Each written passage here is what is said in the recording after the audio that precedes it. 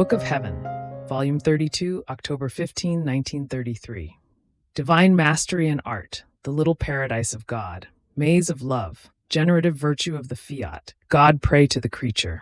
My abandonment in the Fiat continues. I feel its omnipotent breath, which, breathing over me, wants to make its life grow and expand in me. It wants to fill me so much, to the point of leaving nothing of my human being other than the veil that covers it. So I was thinking to myself, but what does this holy volition get, that it has such great interest in forming its life in the creature as to move heaven and earth to obtain the intent? And what is the difference that exists between the divine will as life and the divine will as effect? And my always lovable Jesus, clasping me in his arms with unspeakable goodness, told me, "My blessed daughter, there is nothing more beautiful, more holy, more enjoyable, and that pleases us and glorifies us more than forming the life of our divine volition in the creature. In her is formed a little paradise into which our Supreme Being delights in descending, to form in it its dwelling. You see, instead of one paradise, we have two, in which we find our harmonies, the beauty that enraptures us, the pure joys that double our happiness, because we have formed one more life of ours in the brief circle of the creature. In this paradise, little as it is, for as much as the creature can be capable of, we find everything. Everything is ours. Or rather, we find the littleness which enamors us even more, and we admire our divine art, that we, by virtue of our power, have enclosed the great inside the little. We can say that, with our maze of love, we have transmuted things, the great into the little, and the little into the great. Without a divine prodigy of ours, we could form neither our life nor our paradise in the creature. And do you think it is insignificant for us to have one more life of ours and a doubled paradise at our disposal, to delight us more? You must know that neither the heavens, nor the sun, nor the whole of creation cost us as much, nor have we placed in them so much mastery and art, or so much love, as we placed in forming our life, all of our will, in the creature, in order to form for ourselves one more paradise in which to lord as we best please, and enjoy our delights. The heavens, the sun, the sea, the wind, and everything narrate the one who created them. They point to us, they make us known, they glorify us, but they do not give us a life of ours, nor do they form for us another paradise.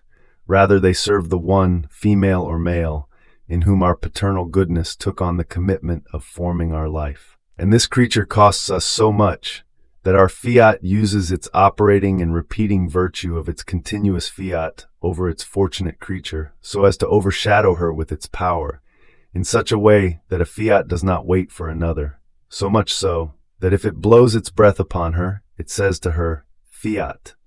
If it touches her, it repeats Fiat. If it embraces her, it uses its operating fiat and keeps molding her and as though kneading her within its divine life.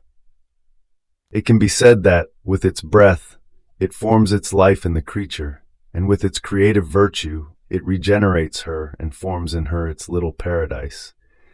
And what do we not find in it?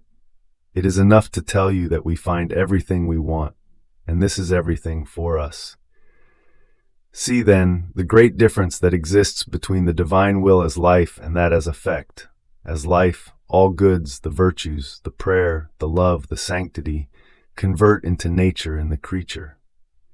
They are founts that form in her, which constantly spring in such a way that she feels within herself the nature of love, of patience, of sanctity, just as she naturally feels the mind thinking, the eye seeing, the mouth speaking.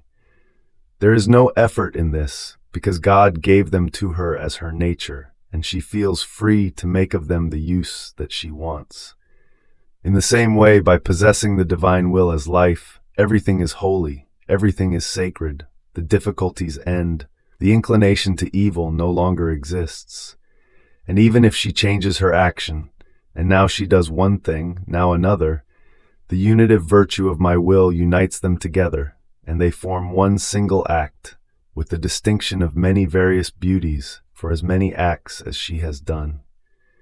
And she reaches the point of feeling that her God is fully her own, to the point of feeling that, in the excess of his love, he gave himself prey to the creature. By virtue of the divine will that she possesses as life, she feels him as a birth from her own womb, and she raises him with such finesse of love and of profound adoration as to remain as though naturally absorbed in her Creator, who is already completely her own. And the fullness of love, the happiness that she feels, is so great that, unable to contain it, she would want to give to all the divine will as life, to render all happy and holy. Not so for one who does not possess it as life, but only as virtue or effect. Everything is hardship, and she feels the good in time and circumstances. The circumstance ceases, and she feels the void of the good, and this void produces inconstancy, mutation of character, tiredness. She feels the unhappiness of the human will. Neither does she enjoy peace, nor can she give peace to anyone.